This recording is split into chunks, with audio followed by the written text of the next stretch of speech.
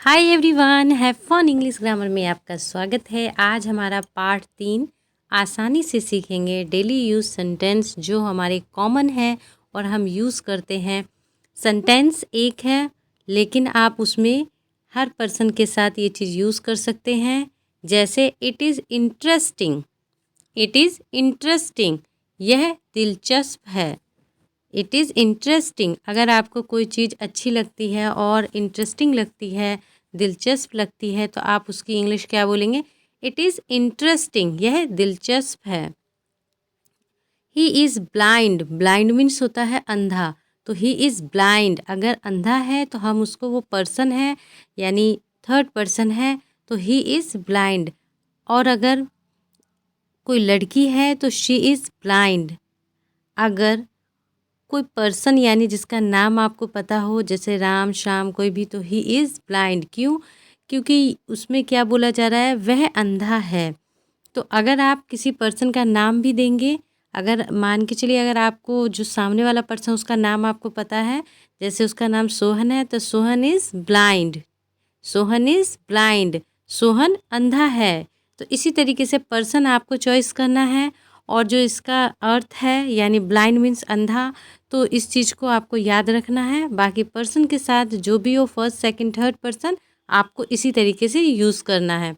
दूसरा, he is fake, he is fake, वह नकली है।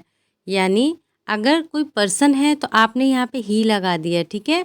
और अगर कोई आपके पास लेटर आता है और उसमें कुछ फेक होता है, नकली होता है, तो आपको इट इज़ फेक कह सकते हैं आप उसको, ठीक है। इट इज़ फेक, यह फेक है, यह नकली है। और पर्सन है तो ही इज़ फेक, यानी वह नकली है। अगर कोई पर्सन है या कोई लड़की है तो शी इज़ फेक। अगर बहुत से लोग नकली हैं तो दे आर फेक, वहाँ पे आर लगेगा। आर का मतलब होता है। और इस जो है आपके सिर्फ थर्ड पर्सन में यूज़ होता है। और इस का मतलब भी होता है और है में अंतर होता है। जब हमारा प्लूरल हो जाता है तो वहाँ पे है वर्ड आ जाता है, यानी ह पे बड़े एक की मात्रा और अंग की बिंदी। लेकिन जब इस की बात होती है तो ये सिंगल पर्सन के लिए यूज़ होता है इज़, तो यहाँ पे सिर्फ है यूज़ होता है। आगे देखते हैं। आई एम आउटसाइड, मैं बाहर हूँ। आई एम आउटसाइड, अगर मैं बाहर हूँ तो आई एम आउटसाइड, मैं बाहर। अगर वो बाहर है तो she is outside, she is outside. अगर कोई लड़का है तो ही इज़ आउटसाइड। बहुत सारे लोग हैं तो दे आर आउटसाइड, यानी पर्सन कोई भी हो, आपको उसके हेल्पिंग वर्ब के साथ आउटसाइड लगा देना। तो आई एम आउटसाइड। अगर हम रोज डेली जो हम यूज़ करते हैं वर्ड, उसमें मोस्टली यूज़ होता है, अगर हम बाहर हैं तो हमें क्या प्रोनाउंसिएशन होगा? आई एम आउटसाइड, मैं बाहर हूँ, मैं घर से बाहर हूँ, तो क्या बोलेंगे? I am outside. या ऑफिस से बाहर हूँ, किसी भी जगह से अगर आप चले जाते हैं तो उसको आपको कैसे इंग्लिश में बोलना है? I am outside. दूसरा देखते हैं, बी एट होम, घर पर हो। यानी बी एट होम की मीनिंग क्या है? घर पर हो। डोंट गो आउट, बाहर मत जाओ। डोंट गो आउट, बाहर मत जाओ। अगर आपको किसी को कहना है कि आप बाहर मत जाओ तो क्या लगाएंगे हम? Don't go outside.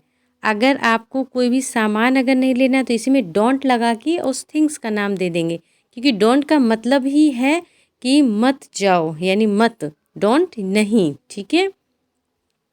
Save your self, अपने आप को बचाओ।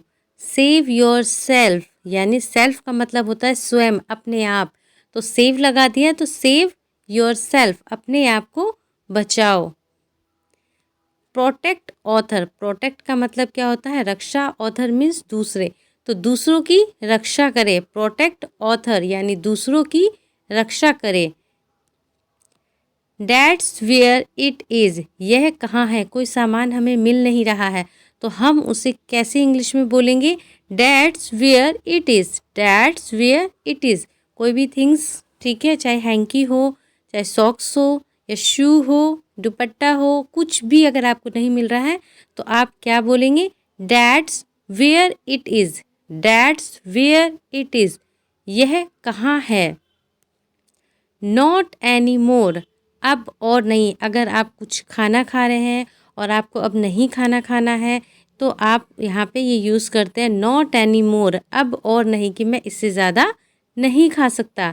या फिर कोई ड्रेसेस है या कोई भी आप शॉपिंग करो, यानी कुछ भी ऐसा करो जहाँ पे आपको ऐसा लगे आप जो है ऊब गए हैं, बोर हो गए हैं, या फिर आप जो है ये चीज़ नहीं करना चाहते हैं और तो उसको रोकना चाहते हैं, तो आप वहाँ पे ये यूज़ कर सकते हैं अब और नहीं, यानी नॉट एनी मोर, इससे ज़्यादा और नहीं, यानी अब और नहीं। नॉट एनी मोर, अब और नहीं। इसी तरह अगर कोई बच्चा रो रहा है, ठीक है, रो चुका है, तो ही क्राइड, वो रोया। यानी कोई बच्चा था, यहाँ पे सेकंड फॉर्म लगी हुई है क्राइड, यानी कि जो काम हो चुका है, तो ही क्राइड, वह रोया। यानी जहाँ पे क्राइड यानी ईडी है और सब्जेक्ट के बाद तो यानी ये सेकंड फॉर्म हुई, तो वह रोया। ही क्राइड, वह रोया। अगर वो कोई बच्चा रोया हो और आपसे किसी ने पूछा क्या ये रोया था, तो ही क्राइड, कि उसने वो रोया था। शी थॉट, उसने सोचा। शी थॉट, उसने सोचा, यानी ठीक है। आई स्पोक, मैंने बात की या की थी।